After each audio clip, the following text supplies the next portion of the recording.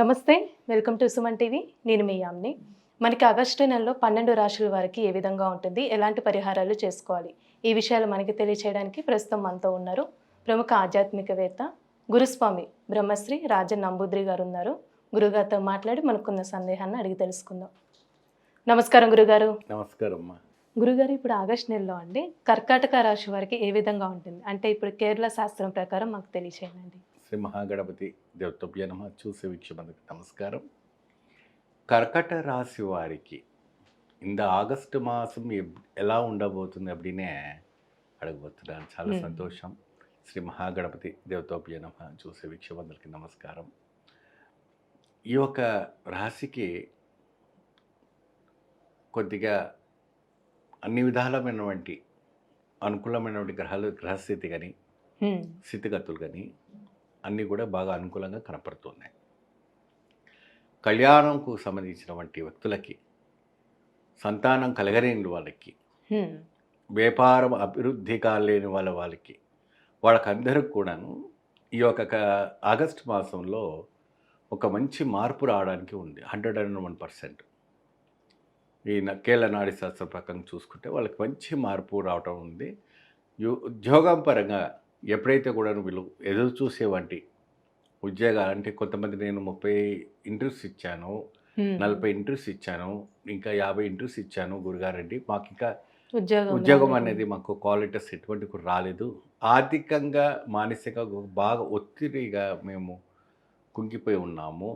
So పాత ఉద్యోగం ఉన్నప్పుడు ఏదో ఒక వెహికల్ తీసుకొని ఉండుంటారు, చిన్న వెహికల్ పెద్ద వెహికల్ ఏదో కావచ్చు, దానికి ఈఎంఐ కట్టడానికి కూడా మాకు వెళ్ళడానికి కూడా చాలా కష్టంగా ఉంది అప్పుడే చాలా వరకు కూడా మాకు లేటెస్ట్ మెయిల్స్ మనకు మెసేజ్ ద్వారా రావడం జరిగింది.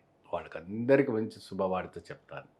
మీరందరూ కూడా మంచి అదృష్టం కావడానికి ఈ యొక్క అమ్మవారిని ఆరాధించేసి చక్కగా మీరు ఈ యొక్క పూజ చేసుకుంటే కర్కట రాశి వాళ్ళ జీవితంలో మంచి వెలుగు రావడానికి అవకాశం అనేది మనకు కనపడతా ఉంది. అంటే ఏ అమ్మవారండి? ఇది మీకు శ్యామళాదేవి, శ్రీ శ్యామళాదేవి అమ్మవారిని ఆరాధించడం. శ్యామళాదేవి, అవునండి. ఈ అమ్మవారిని ఆరాధించడం వల్ల చక్కగా అద్భుతమైనటువంటి ఈ యొక్క శ్రావణ మాసంలో స్త్రీలు కానీ పురుషులు కానీ ఈ రాశి వాళ్ళు కర్కట రాశి వాళ్ళకి శ్యామళాదేవి ఒక రథం కానీ పూజ కానీ అమ్మవారి ఒక వేడుకను చేసుకుంటే అద్భుతంగా ఉంటుంది. ఈ అమ్మవారికి వచ్చేసి మనము గుడాన్నము ప్రసాదంగా పెడుతుంటాం, చలివిడి వడపప్పు పానకం పెడుతుంటాం.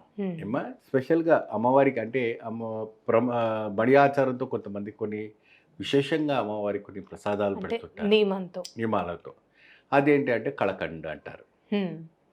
కలకండు ఎందుకు పెట్టడం అప్పుడే ఆవిడ గారికి చెరుకు అంటే బాగా ప్రీతికరం. ఆ చెరుకులో అది కూడా 9 గణాలైనటువంటి చెరుకు ఉంటేనే అది ఒక అనుష్ఠానంగా ఉంటుందని చెప్పేసి చెరుకుతో తయారైనటువంటి మిశ్రము కలకండ ఏదైతే ఉందో ఆవిడకి నైవేద్యం పెట్టడం అనేది జరుగుతూ ఉంటుంది. ఇది ఎక్కువ శాతం. సో అది పెట్టి అది పిల్లలకి, ఇంటి యజమానికి, ఇంటి యజమానురాలు, కుటుంబ సభ్యులంతా తింటా కూడా ఆరోగ్యపరంగా అన్ని విధాలుగా కూడా మంచి లాభదాయకంగా రావటం అనేది జరుగుతుంది. అంటే ఇప్పుడు ఆర్థికంగా ఏ విధంగా ఉండొచ్చు అండి కర్కాటక రాశి వారు ఆగస్టు నెలలో? ఆర్థికంగా కూడా చక్కని ఫలితాలు రావడానికి ఆస్కారానికి ఉంది. ఎందుకంటే వీళ్ళు ఒక మంచి మార్పు రావడానికి మంచి అవకాశం కనపడుతుంది. మీరు అద్భుతమాన్ని చేర్చుకోవడానికి ఉంది. అంటే మనం ఎన్నిసార్లు ఒక ప్రతీదిని చూసుకునేటప్పటికి కూడా ఏదో ఒకటి సంఘటన మనకు ఎదురవుతూ ఉంది, ఏదో ఒక సంఘటనతో మనం బాధపడుతూ ఉన్నాము. సో దానివల్ల కొన్ని ఇబ్బంది కలుగుతూ ఉంది అప్పుడే వాళ్ళు బాధపడుతూ ఉన్నారు. సో ఈ శ్యామళాదేవిని ఎప్పుడైతే కూడా మీరు పూజ చేసిన తర్వాత ఆర్థికమైనటువంటి ఇబ్బంది ఏదైతే ఉందో అది కూడా తొలగిపోవడానికి మంచి అవకాశం ఉంటుంది. ఫైనాన్స్ పరంగా కూడా మీకు బాగా డెవలప్మెంట్ కనపడుతుంది. మరి అదే విధానంగా మీ యొక్క బిజినెస్ డెవలప్మెంట్స్ ఏదైతే ఉందో అవి కూడా మంచి చక్కగా డెవలప్ అవడానికి అవకాశం ఉంటుంది. రైతులు కూడాను వానతో కానీ ఇతర తుఫాన్ వల్ల నష్టపోకుండా ఆ అమ్మవారిని అంటే మనసులో తలుచుకుంటే చాలు, అమ్మవారిని ధ్యానిస్తే సరిపోతుంది.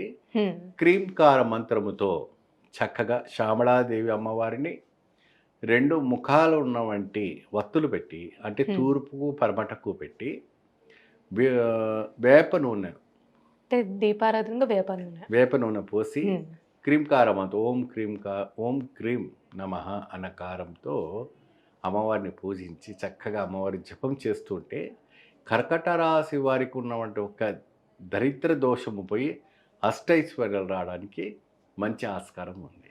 అంటే ఏ వారం పూజ చేస్తే మంచిదండి శ్యామలాదేవి అమ్మవారికి? శ్యామలాదేవికి సోమవారం చాలా విశేషమైన సోమవారం.